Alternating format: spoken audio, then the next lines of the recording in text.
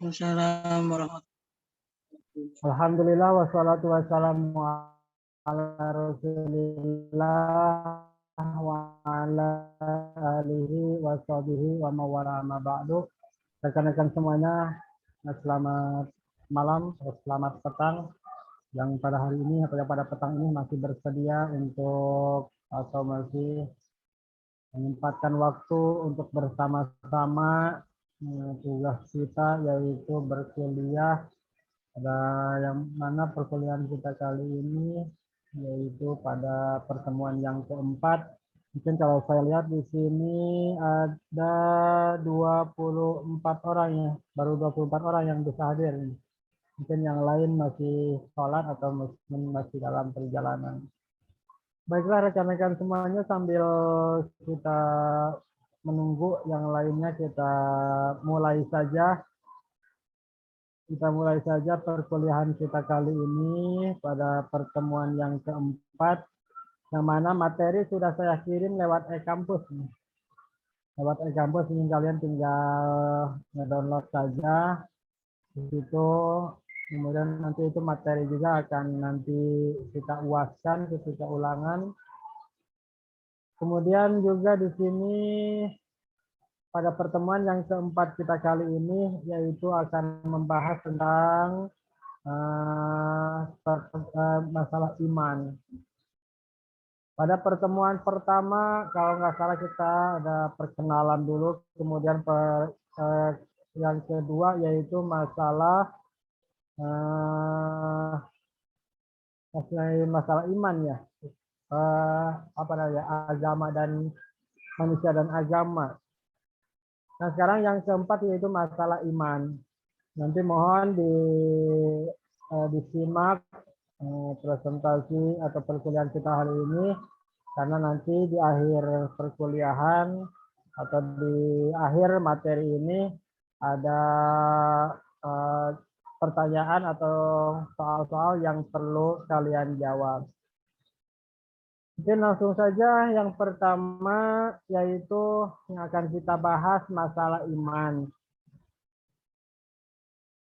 Pada pertemuan yang sebelumnya, saya sudah menerangkan bahwa atau dalam agama itu ada pokok-pokoknya, yang mana ini sesuai dengan hadis Nabi yang sudah saya jelaskan, yaitu bahwa Nabi ketika itu sedang berkumpul dengan para sahabat di Masjid Nabawi, sedang memberikan tausiah, mauizah, sedang memberikan pengajaran. Kemudian datang seorang laki-laki tinggi besar, berambut hitam, berparas ganteng. Beliau menanyakan tentang mahwal Islam, mahwal iman, mahwal ihsan. Lalu dijawab oleh Nabi, yaitu apa itu iman, apa itu Islam, apa itu ihsan. Nah itu langsung dijawab oleh Nabi. Nah ketika semuanya sudah selesai dijawab oleh Nabi, kemudian orang itu yang datang kepada Nabi itu langsung pergi. Lalu Nabi menjawab, lalu Nabi bertanya kepada para sahabat, kalian tahu nggak siapa yang datang itu? Bahwa yang datang itu adalah malaikat Jibril yang mengajarkan kepada kalian bahwa yaitu pokok-pokok agama, yaitu ada 3, yaitu Islam, ihsan, dan iman. Kalau iman, kita nanti pembelajarannya atau keyakinannya akan mengajarkan kepada kita, atau ilmunya disebut dengan ilmu apa namanya, ilmu tauhid tentang keimanan. Namun kalau tentang Islam itu ilmu syariat, tentang ihsan ilmu yaitu ilmu tasawuf dan lain sebagainya. Nah sekarang kita akan membahas tentang iman. Mungkin kalian sudah tahu apa itu iman. Iman yang kita ketahui bahwa yang kalau kita belajar dari dunia itu, iman adalah percaya. Percaya kepada siapa? Ya, percaya kepada adanya Allah yang akan kita bahas hari ini. Percaya kepada Allah. Nah, sekarang kita pengertiannya dulu. Iman menurut bahasa, secara bahasa, kata iman berakar kata dari kata amana yu'minu imanan. Yang secara harfiah atau etimologis artinya percaya dengan yakin. Percaya dengan yakin. Artinya, mungkin saya nanti beri dulu pertanyaan nih. Kalau kita percaya dan yakin, kalau percaya itu maksudnya, kalau kita yakin dulu atau percaya dulu? Pasti percaya dulu baru yakin. Kalau yakin atau percaya, kita dengan cara, bagaimana cara mendatangkan yakin itu? Makanya harus kita melihat dulu, oh di sana tuh, contohnya di sana ada gempa. Kita tahu yakin dari mana? Tahu dari mana? Yakin dari mana? Oh mungkin dari media televisi atau mungkin ada yang ngasih tahu dan lain sebagainya. Nah, itu mungkin kalau kita baru melihat itu disebutkan yakin, disebutkan iman. Nah, sekarang yang jadi pertanyaan, kita wajib beriman kepada Allah. Kita wajib percaya kepada Allah. Kita wajib yakin kepada Allah. Apakah kita sudah melihat Allah? Bagaimana cara meyakinkannya? Nah, mungkin ada pertanyaan, ada ini, salah satu pertanyaan pembuka nih dari saya. Bagaimana cara meyakinkan Allah? Bagaimana kita cara beriman kepada Allah? Mungkin ada yang bisa jawab? Kita di sini membahas tentang iman. Tadi iman itu harus secara harfiah artinya percaya dan yakin. Percaya dan yakin tersebut kalau kita yakin kalau sudah melihat dengan mata kepala kita sendiri kan biasanya di sana ada kejadian ini, ada tabrakan atau ada kejadian longsor atau kebakaran. Kita tahu dari yakinnya dari mana? Nah, bisa mungkin dari melihat dari media atau melihat dari atau dari kita menyaksikan sendiri itu kan yakin. Baru di dalam hati kita yakin di sana ada kebakaran. Oh di sana ada kejadian. Nah sekarang kita harus yakin kepada Allah, harus beriman kepada Allah. Bagaimana caranya kita dalam hati kita itu yakin, disebutkan kita itu beriman? Kita ada yang bisa jawab? Silakan.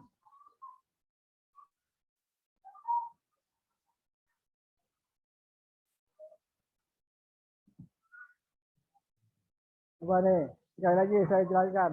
Kita itu wajib beriman kepada Allah. Sedangkan yang namanya iman harus yakin, harus percaya.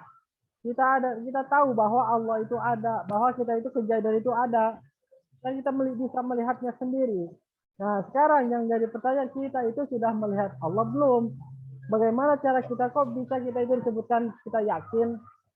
Apakah sudah melihat Allah? Apakah sudah, saya sudah merasakan nih, saya sudah tahu kayak gini, adanya Allah.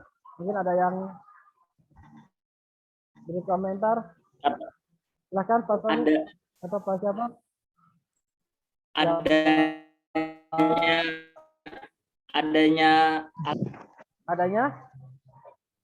alam semesta. Adanya alam semesta itu yakin buatan Allah. Iya, Pak. Adanya alam semesta.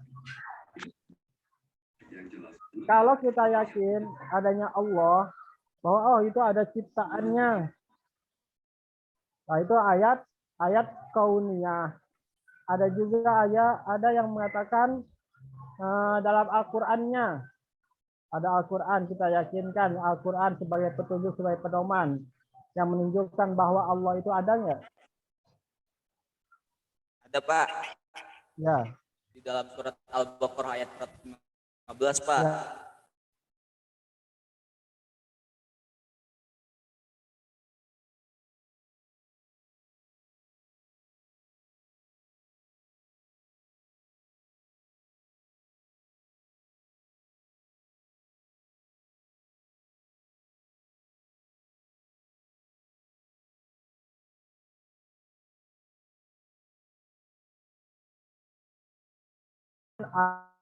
adanya cara kita mengenal Allah. Tentu kalau kita beribadah, kalau kita yakin, kita nih udah tahu Allah tuh. Terus kemudian cara mengenal Allah itu bagaimana? Kita harus kan kita beribadah juga harus mengenal Allah dulu nih. Gimana cara mengenal Allah? Kita nih belum tahu nih pada Allah. Kita beribadah aja sama Allah. Kita tahu Allah itu yang kayak gimana. Bagaimana cara mengenal Allah? Ini dari pesantren itu pengajaran tauhid itu. Silahkan ada yang mau komentar. Dari ini Pak, sifat mustahil jaiznya Pak. Dari sifat Mustahil jaiznya. iya, dari sifat-sifat Allah. Dari sifat-sifat Allah yang mana sifat Allah kalau kita akidahnya akidah Asy'ariyah itu Allah itu dibagi kepada 3 sifat. Ada yang namanya sifat wajib, ada yang namanya sifat jaiz, ada yang namanya sifat mustahil. Kalau dalam akidah Asy'ariyah, kalau ada akidah yang lain ya tidak ada. Allah itu kok ada sifat-sifatnya kok kayak makhluk itu kan, itu diartikan seperti Allah. Akidah Asy'ariyah itu mereka membaginya bagaimana cara mengenal Allah dengan cara mengetahui sifat-sifat Allah. Kemudian selanjutnya rekan-rekan dari tadi percaya bahwa harus kita percaya kepada Allah, yaitu dengan cara kita yakin bahwa adanya Allah itu bukan harus kita melihat Allah. Oh kita baru yakin nih, baru kita yakin pada suatu kejadian itu bila mana kita sudah melihat dengan kepala sendiri. Kalau kita lihat seperti itu, tapi kalau memang di sini iman di sini itu kita hanya cukup meyakinkan bahwa Allah itu ada. Apa buktinya Allah ada? Seperti tadi dikatakan bahwa Allah itu ada, yaitu karena ada ciptaan, ada bumi dan langit beserta seluruh isinya. Kemudian iman adalah akidah Islamiyah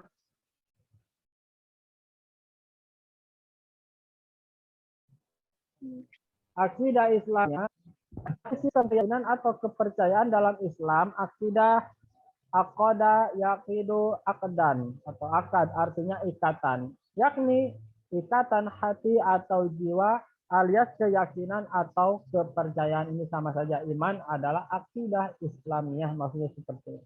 Kemudian pengertian iman menurut ulama adalah percaya dalam hati, membenarkan, mengakui dengan lisan, dan melakukan dengan perbuatan yang menghasilkan sikap menerima dan tunduk. Di sini ada yang mengatakan bahwa iman itu bukan apa. Nah, ini jadi kalau kita beriman nih pada Allah, beriman kepada Allah itu harus beriman itu harus ada 3 syarat. Nah, ini syaratnya. Yang pertama harus menyebutkan atau membenarkan dengan hati, tasdiqu bil qalbi. Kita meyakinkan ini dalam hati, oh Allah itu apa ada apa enggak nih? Kalau ada, oh benar itu ada ciptaannya. Kemudian wa iqrarum bil lisan, kita mengakuinya, mengucapkannya dengan lisan. Dengan cara apa?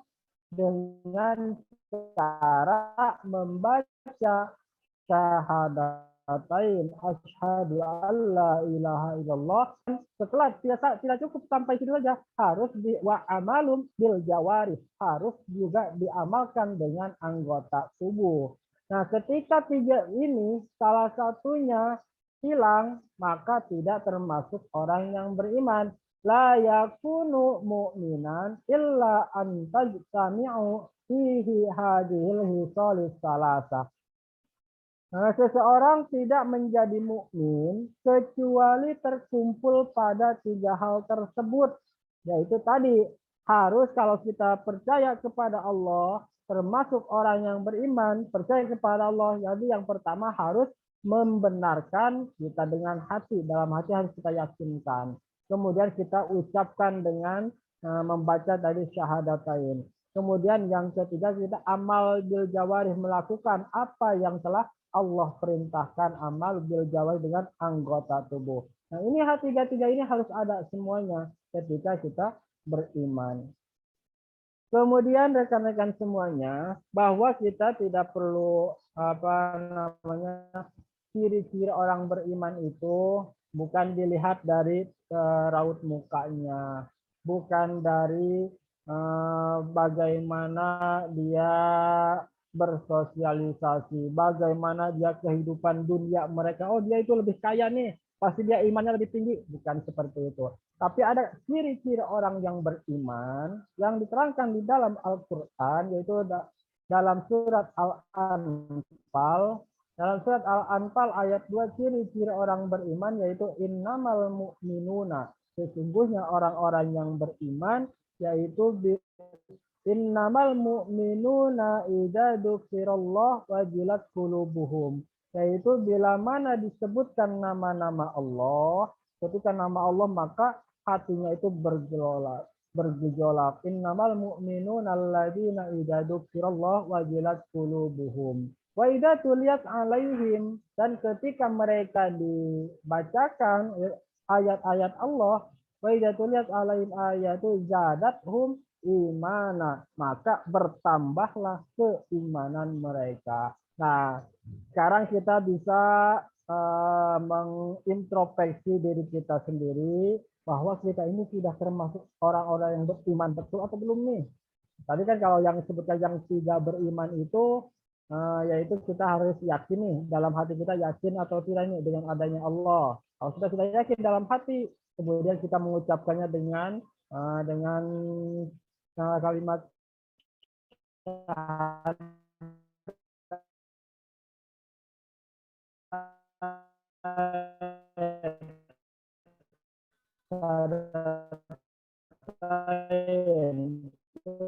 kemudian kita benar-benar orang rasa yang tidak tadi membenarkan dengan hati, mengucapkan dengan lisan, terus melakukan dengan amal perbuatan, itu mungkin belum termasuk iman yang benar-benar yang beriman. Sedangkan tadi yang di dalam surat Al-Anfal diterangkan bahwa ciri-ciri orang yang benar-benar beriman yaitu bila mana dibacakan ayat disebutkan nama Allah, maka hati dia bergejolak. Kemudian bila mana dibacakan ayat-ayat Allah, maka bertambahlah keimanan mereka. Nah, kita di sini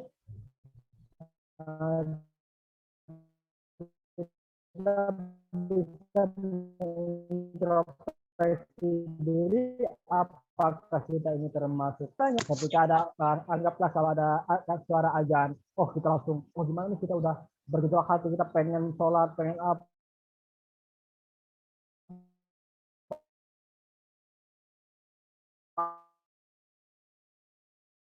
gitu kan.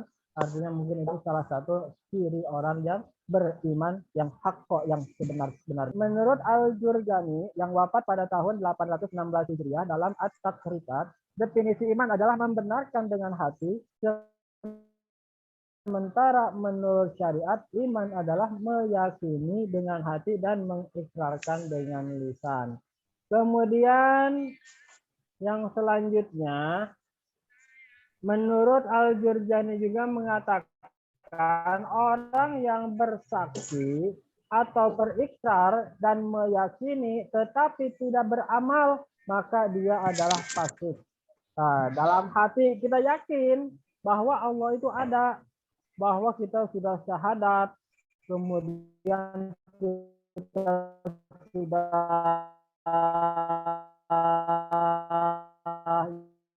yakin Allah itu ada, entah. Kemudian sementara meyakini, maka dia adalah orang munafik. Kemudian orang yang tidak bersaksi, meskipun meyakini dan beramal, tetaplah dia orang yang kufur. Tadi yakin, bila mana dia bersaksi, kemudian beramal, tetapi dia tidak yakin. Tidak yakin, dia sudah mengatakan bahwa syahadat, sudah membaca syahadat, kemudian juga beramal dengan baik, tapi dalam hatinya dia tidak yakin.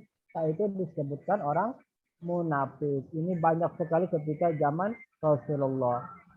Kemudian yang selanjutnya iman menurut definisi. Iman menurut definisi menurut Ibnu Hazm, keyakinan hati dan pengakuan lisan itu harus berlangsung secara bersamaan.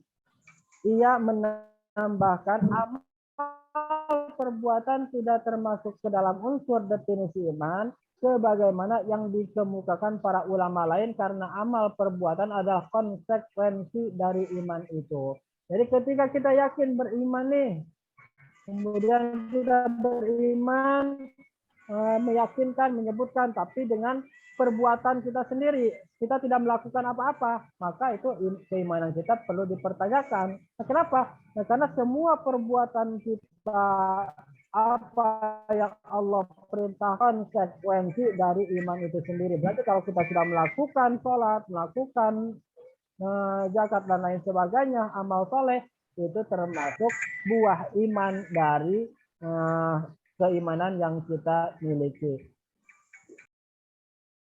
Kemudian sampai saat ini, sampai sini mungkin ada pertanyaan sebelum saya lanjutkan. Silahkan, rekan-rekan.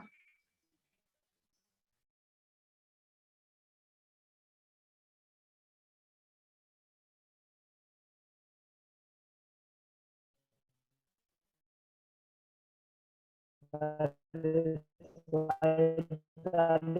yang sudah saya sampaikan mungkin ada iman menurut Al-Quran.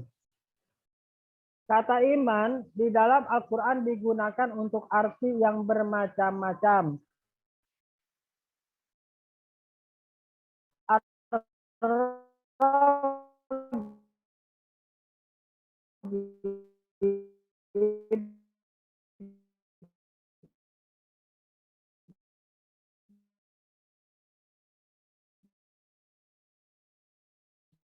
Al-Asfahani ahli mengatakan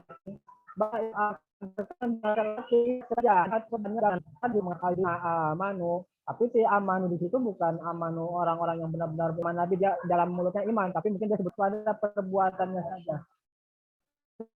Sedangkan hati dan ucapannya tidak beriman.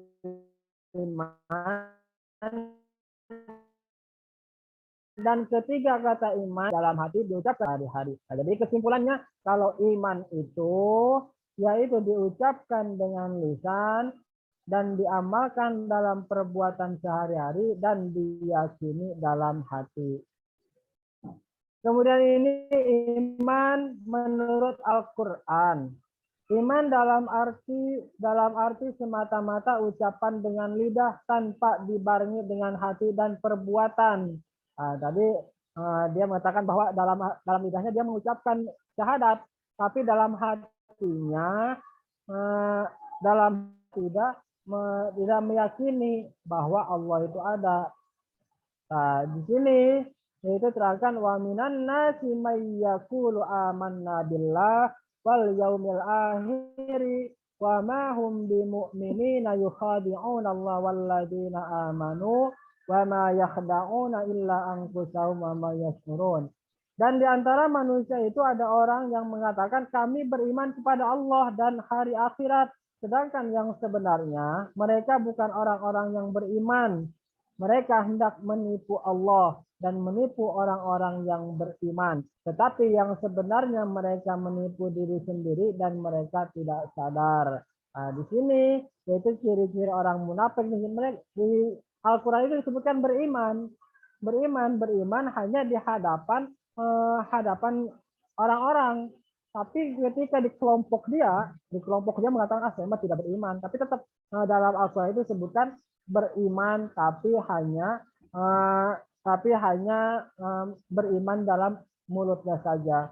Mereka itu orang-orang yang seperti itu berusaha akan menipu Allah dan Rasul-Nya, tetapi sebenarnya mereka itu menipu diri sendiri mereka dengan tidak sadar. Iman menurut Al-Quran, iman dalam arti hanya perbuatannya saja yang beriman, tetapi ucapan dan hatinya tidak beriman. Nah, kalau tadi mah yang iman yang dalam sebutannya saja, oh saya beriman nih, saya beriman. tapi sholat tidak. Kemudian yakin tidak, tapi hanya mengakui bahwa saya ini beriman. Agar apa? Agar ketika itu mereka tidak dibunuh oleh orang-orang mukmin dan lain sebagainya. Tapi kalau yang sekarang, iman dalam arti hanya perbuatannya saja, itu untuk mengelabuhi orang-orang mukmin. Tetapi ucapan dan hatinya tidak beriman. Siapakah itu? Disebutkan orang munafik. Innal munafiqina yuhaqamu ila sholati qamu kusala yura'una an-nasa wa la yadhkuruna Allah illa qalila. Sesungguhnya orang-orang munafik artinya berimannya palsu itu hendak menipu mereka. Apabila mereka berdiri mengerjakan sembahyang, mereka berdiri dengan malas, mereka dengan ria kepada manusia dan tiada mengingat Allah melainkan sedikit saja. Tak mungkin kita bisa berintrospeksi juga apakah ini termasuk ayat buat kita nih. Innal munafik. Sesungguhnya apakah kita ini juga termasuk orang munafik? Apa maksudnya?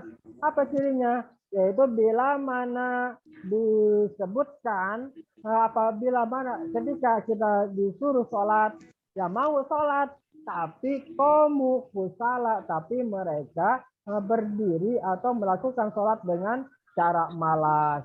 Mungkin kita nih mau sholat nanti kalau udah contohnya kalau sholat isya nih nanti baru sholat isya nih baru jam 7, nanti aja sholatnya jam 8. Oh jam 8 nanti aja jam 9.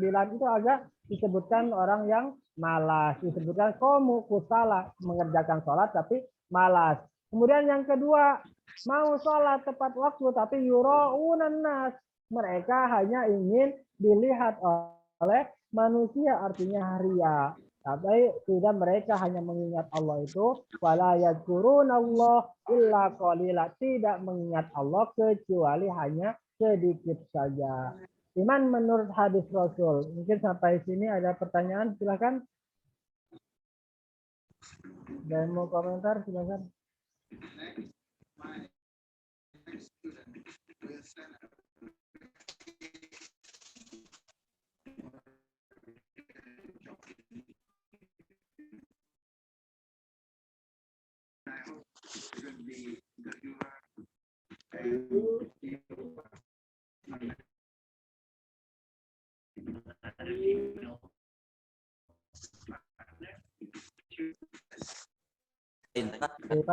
Malas ya. Itu artinya yang beriman yang palsu ya Pak. Ya. Tapi kan kebanyakan ya maksudnya anak-anak muda yang zaman sekarang ya, nggak kebanyakan sih ya, ada beberapa sebagian yang masih sholatnya itu masih memperbaiki diri gitu, masih malas-malasan walaupun dipaksakan juga tetap sholat gitu. Itu gimana Pak? Walaupun malas gitu ya setidaknya gua sholat, maksudnya saya sholat. Artinya kalau seperti itu kita jangan artikan bahwa nanti jawaban saya jangan sampai dijadikan suatu hukum. Ketika Pak, bagaimana kalau saya udah, yang penting saya sholat dulu aja lah.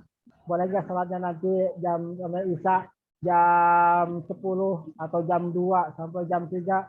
Nah, kalau boleh sih boleh. Yang penting kan saya sholat dulu. Tapi ini ingat, kalau hukum itu kan, hukum itu kan ada hukum tahapan nih. Ada hukum tahapan, contohnya ketika Rasulullah didatangi oleh seorang tukang pembohong. Dia setiap hari itu kerjanya membohong aja, tukang bohong. Kemudian tukang bohong itu datang kepada Nabi, ya Rasulullah, saya mau sholat, sah nggak sholat saya, atau diterima nggak sholat saya, tapi saya melakukan sholat, tapi bohong saya lanjut, boleh nggak? Ya silakan. Nah ini kata silakan ini jangan sampai dijadikan hukum. Ini kan siap. Nah, kalau Rasulullah itu pasti berpegangnya, masa sih kalau udah sholat dia mau berbohong aja, kalau sholatnya sudah benar, masa sih mau sholat mau berbohong lagi. Terus kemudian juga ada hukum tahapan juga, itu ada kata Rasulullah itu ya silakan. Itu kan kata silakan itu kata orang yang pembohong itu, kalau saya tetap sholat, kalau saya sholat tapi saya ngebohong masih. apakah itu masih diperbolehkan? Kata Nabi, ya boleh. Nah, tapi boleh di situ bukan jadi boleh hukum. Jadi dalam hukum tahapan. Tahapan itu ketika ketika sholat itu dia sudah benar sholatnya, kalau dia artinya kalau udah tidak akan berbohong lagi.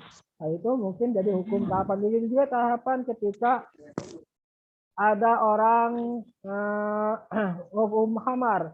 Hukum khamar itu dia mengatakan bahwa hukum khamar itu lebih banyak lebih banyak manfaatnya, kemudian lebih banyak manfaat, lebih sedikit manfaatnya. Boleh tidak minum? Boleh. Tapi itu masih tahapan saja, masih tahapan, belum final hukum tersebut. Begitu juga mungkin mungkin ini saya juga dengar dari Gus siapa tuh namanya yang terkenal tuh, siapa tuh yang Gus Baha. Kalau Gus Baha itu mengomentari masalah jilbab tentang Quraisy Shihab tuh. Kalau Profesor Quraisy Shihab menyatakan bahwa jilbab itu kan tidak wajib. Nah, dari tidak wajib tersebut, apakah tidak wajib jadi hukum? Apakah hukum tahapan? Itu kan menurut Wisma itu kan jadi hukum tahapan. Nah, daripada kalian pakai celana yang pendek, nggak apa-apa lah pakai celana panjang. Nggak apa-apa nggak pakai jilbab juga. Nah, kata nggak apa-apa itu kan maksudnya bukan jadi hukum. Mungkin kesananya akan lebih baik. Jadi bukan seolah-olah jilbab itu tidak baik. Begitu juga tadi, ketika dia sholat, kemudian kok dia sholatnya masih belum tepat waktu, belum apa. Nah, itu menurut saya belum masih tahapan, tapi perbaiki dulu silahkan sholatnya. Kemudian saya yakin ketika sholatnya sudah benar, sudah baik, ya itu juga akan berpikir bahwa sholat ini harus tepat waktu. Karena memang kalau yang sholat yang baik, amal yang baik itu sholat yang tepat waktu. Artinya bukan boleh nggak saya kalau udah yang penting sholat aja dulu, nggak apa-apa, nggak tepat waktu juga, apakah termasuk orang yang beriman atau tidak. Ini termasuk beriman, tapi masih dalam tahapan nanti keimanannya itu masih belum beriman yang hak kok, yang hak. Yang seperti dijelaskan tadi ketika dalam surat Al-Anfal. Surat Al-Anfal itu ketika disebutkan nama Allah, langsung wajilat kulubuhum, maka hatinya itu bergetar, bergejolak. Maka ketika disebutkan itu, ketika azan Allahu Akbar, kalau orang beriman itu kayak panas dingin nih, mukanya merah. Itu kalau sahabat itu kayak Sayyidina Umar, dia karena takut dengan sebutan nama Allah sehingga langsung cepat-cepat melakukan sholat. Apakah itu termasuk orang beriman? Ya, termasuk orang yang beriman, tapi belum al-iman haqqa, belum iman termasuk iman yang dalam surat Al-Anfal tersebut. Mungkin seperti itu Pak Jupari. Mungkin ada komentar dari yang lain, silakan. Terima kasih Pak atas jawabannya Pak. Silakan ada yang lain. Maaf Bapak, saya mau bertanya. Dari kita, silakan. Kan rezeki maut itu kan sudah diatur.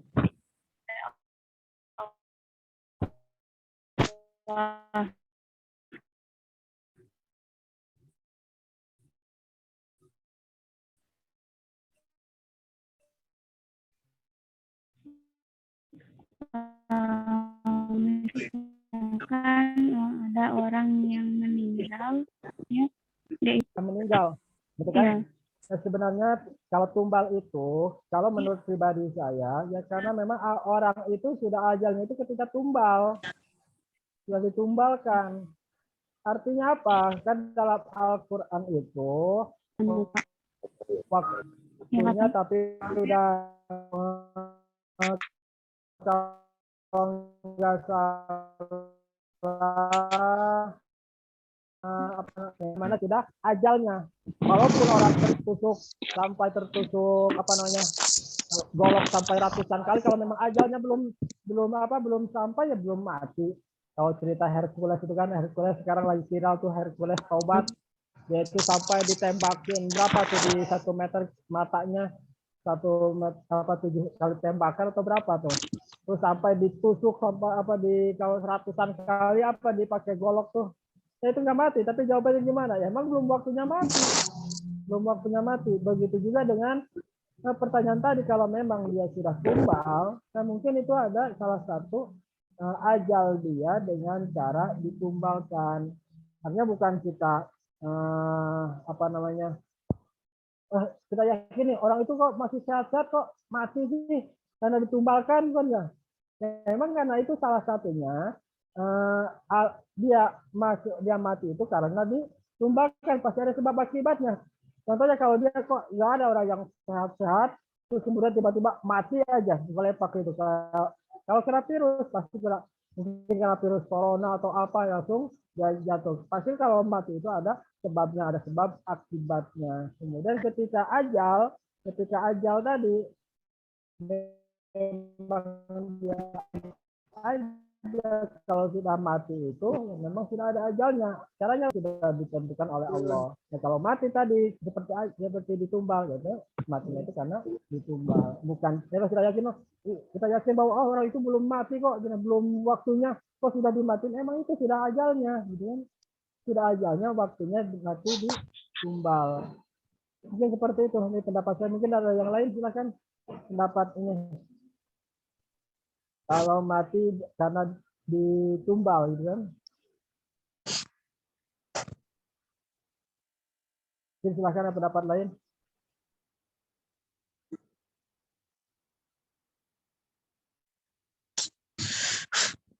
Ya, itu Bu Ropita ya. Kalau menurut saya, yaitu kalau orang mati ditumbal itu bukan dia mati karena bukan waktunya. Artinya memang dia sudah waktunya mati, tapi itu karena yaitu dari caranya atau sebab dia mati itu karena sebab ditumbalkan tersebut dengan bantuan jin atau dan lain sebagainya. Tapi itu Pak meninggalnya dengan sempurna apa gimana Pak? Ada nggak orang mati yang tidak sempurna? Enggak kan Kayak suka ada kalau orang bilang.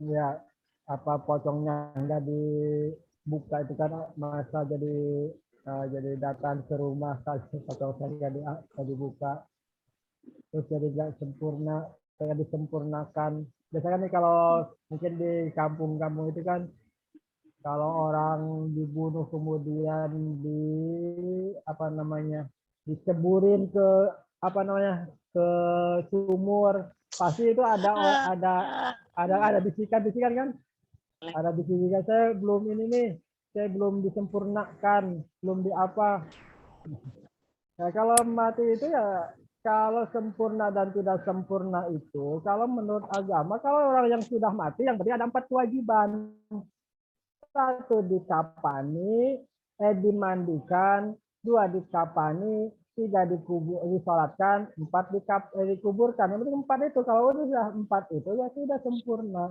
Tidak ada yang namanya hidup lagi atau belum sempurna, belum apa.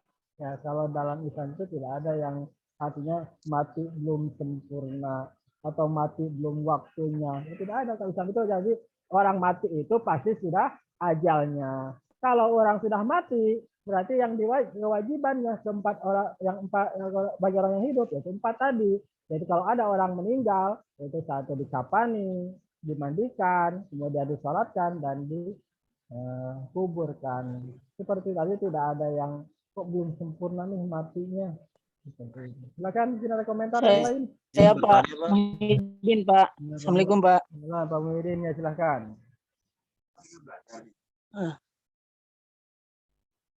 Mau saya dulu atau siapa? Nah, Pak Muhyiddin silakan. Ini Pak, saya mau nanya. Apakah komentar yang tadi? doa bisa takdir Pak? Ya. Apakah benar doa bisa mengubah takdir Pak? Doa bisa merubah takdir. Doa saya pengen doa panjang umur ya Allah. Ajal saya udah seminggu lagi nih. Kan doa silaturahmi.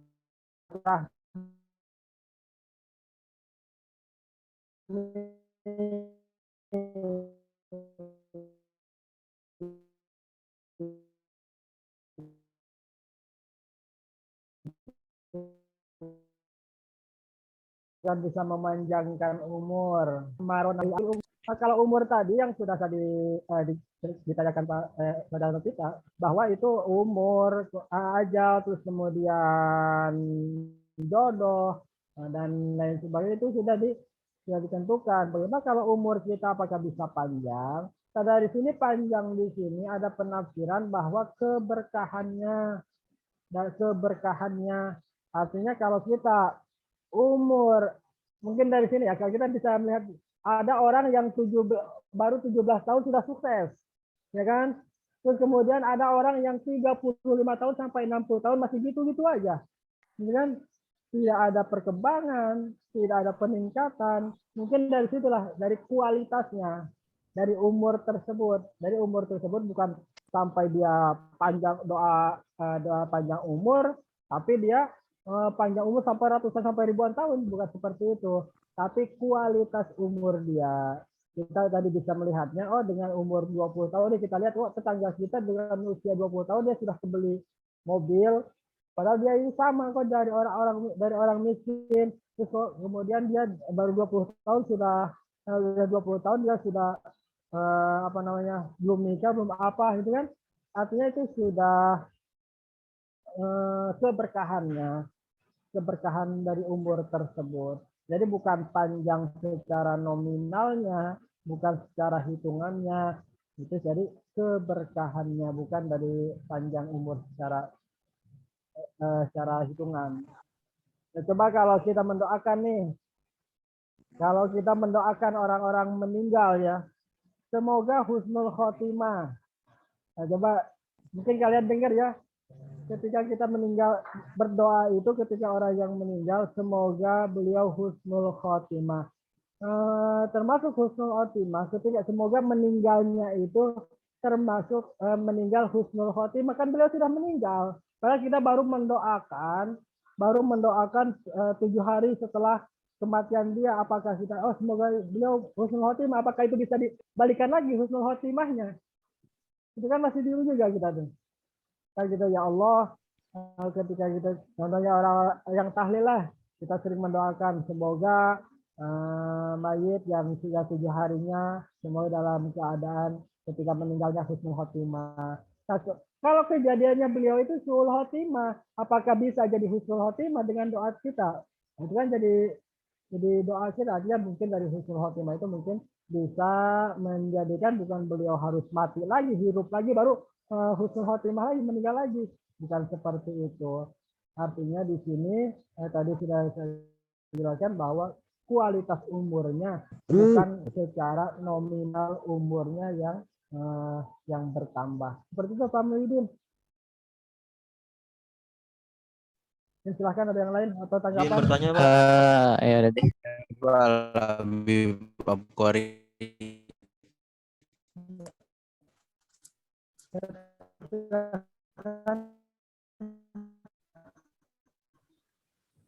kalau tanggapan Kalau sebelum ada tangan? dua, ada takdir Ya. yang memang sudah ditetapkan, ada takdir yang memang bisa dirubah. Ya. Jadi kalau takdir yang sudah ditetapkan itu apa yang sudah ditulis oleh Al-Qalam ketika awal penciptaan itu. Terus adapun takdir yang bisa dirubah, ya mungkin semisal itu tadi, seperti kalau kita silaturahmi, terus kemudian berdoa, nanti takdir itu bisa dirubah begitu Pak. Betul nggak kira-kira Pak kalau memang takdir itu ternyata ada dua, ada yang memang bisa dirubah, ada yang tidak bisa dirubah. Pak, izin menanggapi boleh Pak? Ya silakan lagi Farid. Ya, ingin menambahkan saja sih. Saya juga sepakat ketika Mas Agus bilang ada takdir yang bisa dirubah dan ada yang takdir yang tidak bisa dirubah. Yang saya pelajari itu ada takdir yang tidak bisa dirubah itu adalah kematian Pak. Itu maut sendiri. Itu sudah dituliskan dari sebelum ruh kita ditiupkan ke badan kita di perjanjian primordial ya, kalau nggak salah. Dan juga ada takdir yang bisa dirubah yaitu terkait rezeki kita, gitu Pak. Rezeki ya tergantung kita Pak mau malas atau kita giat itu ya gimana kita mendapatkan rezeki itu. Bahkan dulu ada Imam Syafi'i dan Imam gurunya kalau nggak salah itu. Iya, yang berbicara kalau rezeki itu nggak akan kemana, dia akan datang sendiri. Sedangkan Betul. Imam Syafi'i rezeki harus dicari gitu. Gitu, Pak.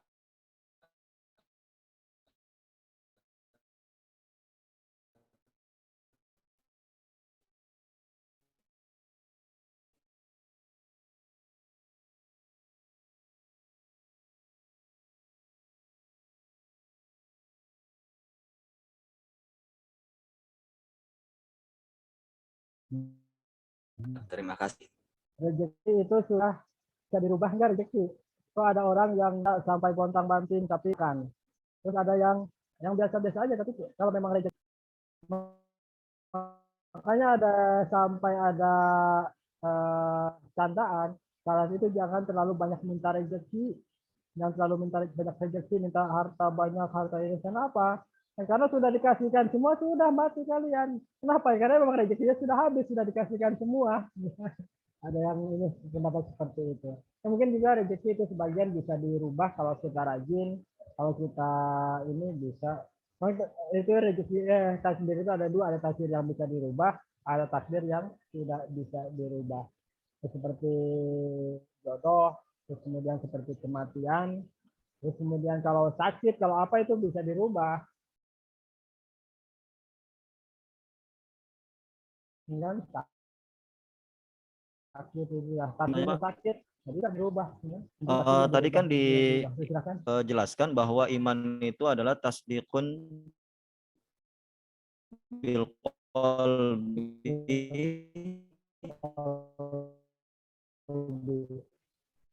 wa iqrarun bil lisan, tidak terpenuhi maka tidak dikatakan sebagai seorang yang beriman. Nah, terus kalau misalkan ketiga ini merupakan syarat mutlak dari keimanan, lantas bagaimana dengan orang-orang yang ada sebagian orang itu yang dia itu hanya beriman namun tidak melakukan amal bil jawarih, semisal sholat gitu ya, dengan alasan saya sudah beriman sehingga saya nggak perlu sholat lagi. Bahkan mereka mengatakan bahwa tingkatan mereka lebih tinggi ketimbang manusia-manusia biasa seperti orang-orang sufi misalkan gitu. Apakah kita bisa mengatakan bahwa orang-orang sufi bukan orang-orang yang beriman seperti itu? Gimana, Pak? Ya, kalau iman, seperti tadi dikatakan bahwa iman itu harus tasdiqu bil qaul. Jadi kita yakinkan dulu dalam hati. Setelah yakinkan dalam hati, kemudian kita membacakan iqrarun bil lisan, kita yakinkan, kita sebutkan dengan lisan. Kemudian melakukan dengan perbuatan bahwa itu bentuk dari keimanan kita. Nah, kalau kita melakukannya saja, kita sudah yakin nih, kita melakukannya saja, melakukan sholat, melakukan apa, mungkin seperti orang kafir bersedekah.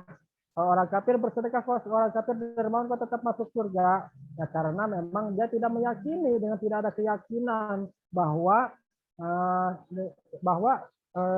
dia tidak meyakini bahwa itu menjadikan pahala, menjadikan apa. Itu karena tidak ada keyakinan, maka walaupun orang kafir itu dermawan, ya tetap jadi masuk neraka. Seperti itu kalau tidak ada keyakinan dalam hati, kan kalau ini kan harus setiap ibadah kan harus ada niat.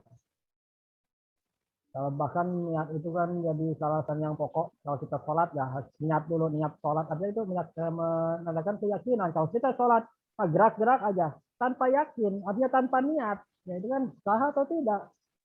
Tidak kan? Itu artinya kalau keyakinan di situ, kalau udah tasdiqu bil qalbi, artinya dengan membenarkan dengan hati. Kalau kita sholat bukan kita yakinkan dengan kita ini seperti kita membaca syahadat lagi nih dalam hati, bukan seperti itu, tapi dalam tasdiqu bil qalbi itu dengan membenarkan dengan hati. Kalau kita mau sholat berarti kita harus niat. Kalau mau zakat ya kita harus niat zakat. Mau haji harus niat haji. Itu dalam tasdiqu bil qalbi. Kemudian iqrar bil lisan, mengucapkannya dengan hati. Kalau kita sholat kan ada iftitah yang harus dibaca, al-fatihah yang harus dibaca, takbirnya harus dibaca, terus amalnya dengan perbuatannya itu melakukan, karena ada rukun qauli dan lain sebagainya. Ini seperti itu Pak Agus. Kalau orang-orang sufi itu kan mereka hanya tasdikun bil qalbi saja, Pak. Melakukan dengan hati. Mereka bahkan saya pernah menjumpai alasan mereka tidak sholat, alasannya karena mereka mencukupkannya hanya di hati saja. sehingga mereka tidak melakukan amalan-amalan bil jawarih. Nah, itu Tadi juga ada sempat dalam Al-Quran, Pak.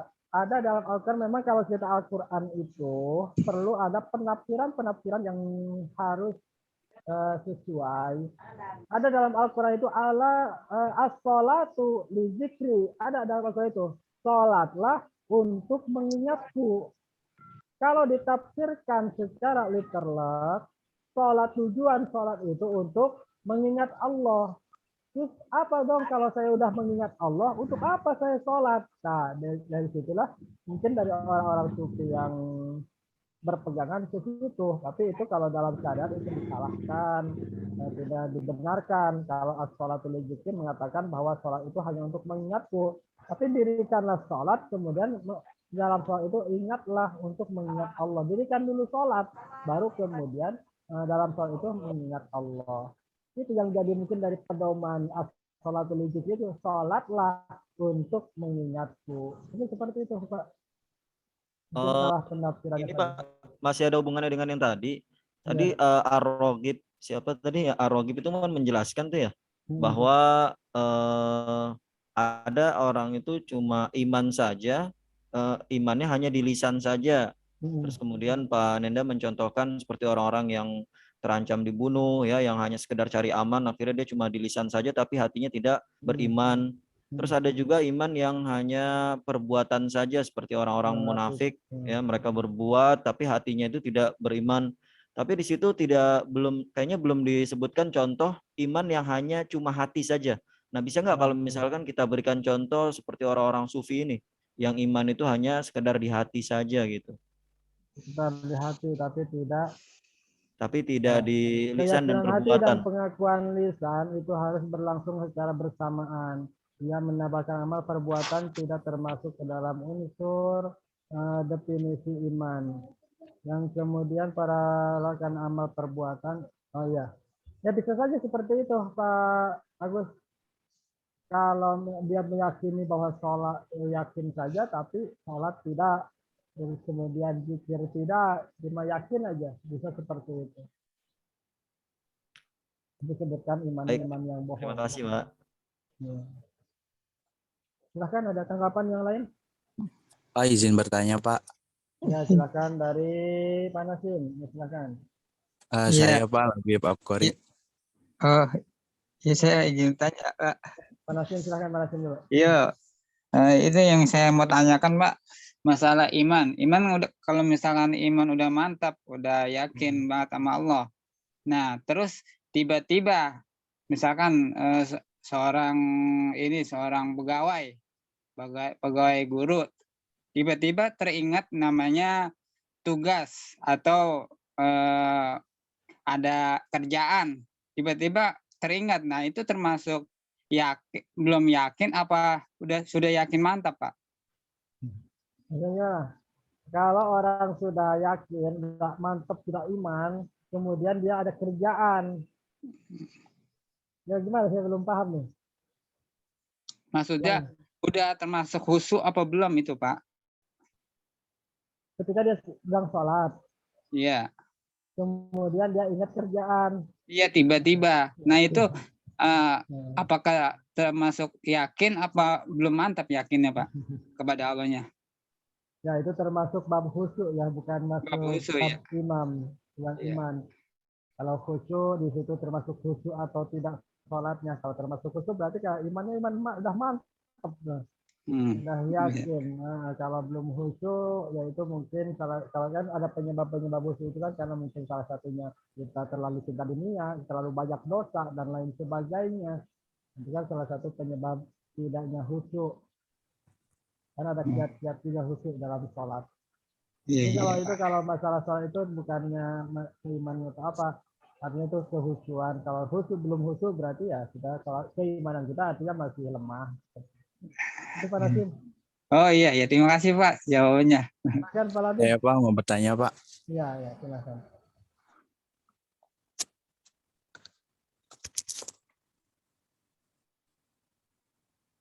Ya silakan. Saya pernah belajar kitab Tauhid, Pak. Di sana ada penjelasan bahwasanya iman itu tasdiqu bil qalbi wa iqrar bil lisan wa amila bil arkan yazidu bit taati wa yanqusu bil maksiyah. Ada beda sedikit sih Pak dari bil arkannya itu, yaitu menjalankan rukun-rukunnya, yakni rukun iman. Yang saya mau pertanyain itu Pak, di sana ada penjelasan yazidu bit ta'ah ditambahkan dengan mentaati perintah Allah, dan yanqusu bil maksiyah dikurangi dengan maksiat.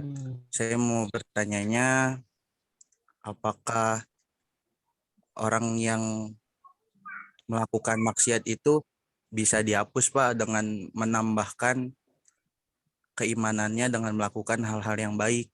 Karena ada istilah al-imanu yazidu wa yanqus. Keimanan seseorang itu kadang bertambah, kadang juga berkurang. Itu gimana ya Pak?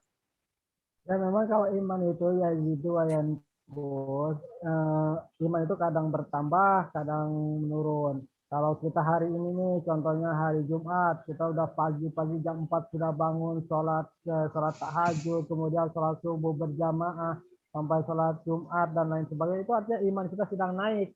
Tapi pada hari besok, hari Sabtu, karena sedang weekend, bangunnya juga jam 7, terus kemudian sholat zuhur ditinggalkan, itu iman sedang berkurang.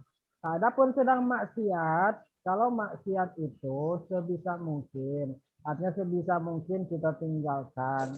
Ketika kita sudah melakukan kemaksiatan, kalau sudah melakukan kemaksiatan ya harus bertaubat. Nah, kalau ketika kemaksiatan nyatanya bertaubat, itu sebenarnya setelah bertaubat itu kita kan ada rukun taubat itu kan harus ada 3 itu, harus menyesal, terus mengucapkan istighfar dan tidak akan mengulanginya lagi.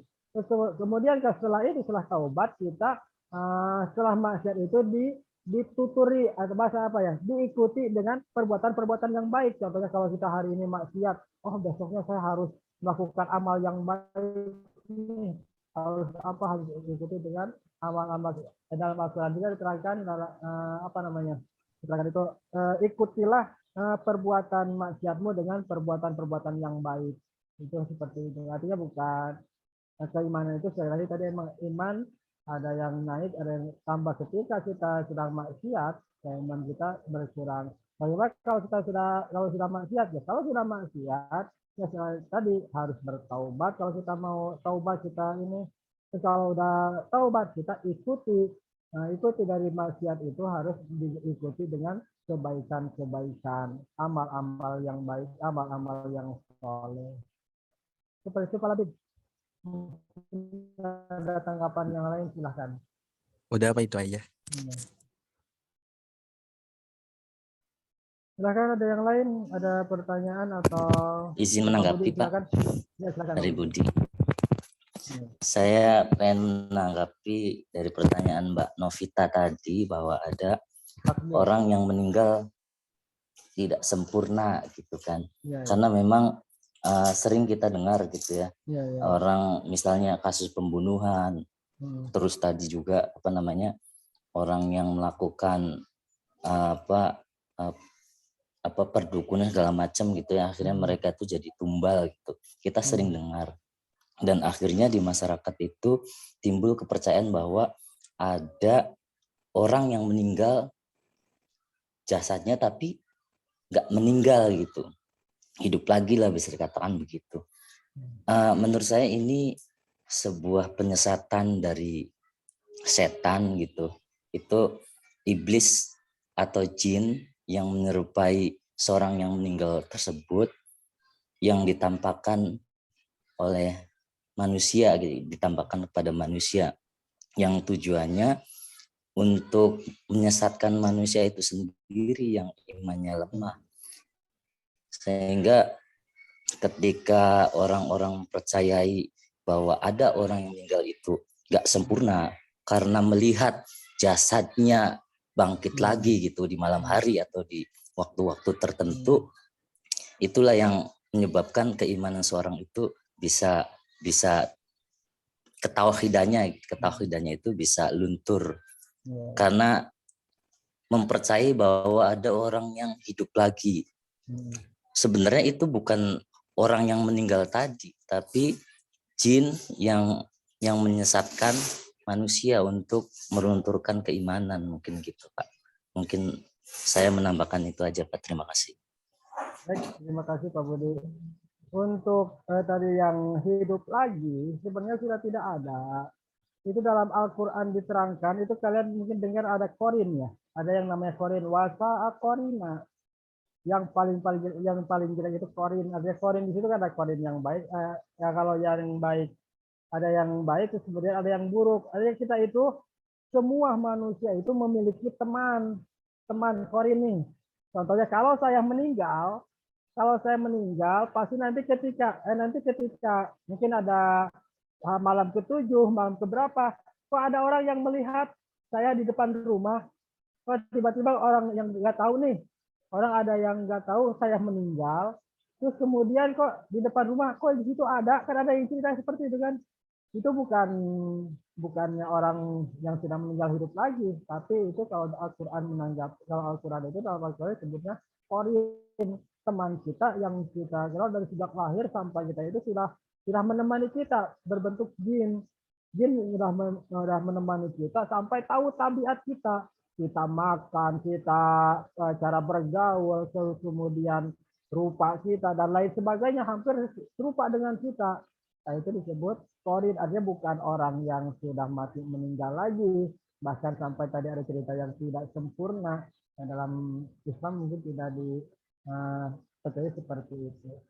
Dan seperti itu mungkin ada yang lain, ada tanggapan yang lain, silahkan.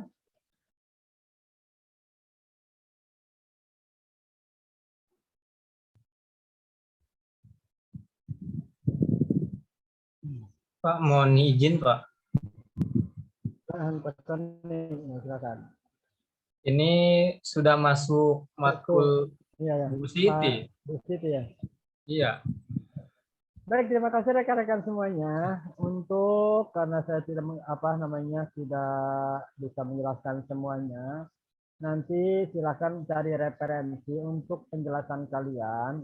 Artinya saya itu tidak untuk memberikan tugas itu bukan berarti harus memberatkan kalian. Artinya kalian harus memperbanyak referensi. Ini sedikit untuk referensi kalian atau untuk saya memberi tugas untuk mencari data-data atau silakan ditulis di kertas HPS atau di kertas kemudian difotokan. Ini agar kalian tidak berhenti sampai di sini pelajaran CAI. Ini silahkan, ini bisa ditulis ya. Ditulis tugasnya ini latihan saja. Latihan kemudian nanti ditulis mau di buku tulis silahkan, mau di kertas HPS silahkan. Kemudian nanti kirimkan tugas latihan ini langsung ke saya secara WA. Mungkin itu rekan-rekan silahkan latihan ini ditulis. Kemudian saya cukupkan pertemuan kita kali ini. Adapun untuk materi silahkan bisa di-download di e-kampus. Terima kasih atas perhatiannya dan mohon maaf atas segala kesalahan. Saya akhiri untuk tugas ini. Ya, kalau saya itu tidak akan memberi waktu sehari 2 hari. Yang penting kalau seminggu itu bahkan Pak saya terlambat baru mengerjakan tugas, ya nggak apa-apa. Tapi nanti saya akan tetap kasih nilai. Kalau tidak memberikan tugas sama sekali ya mungkin saya tidak bisa menilainya. Itu sih.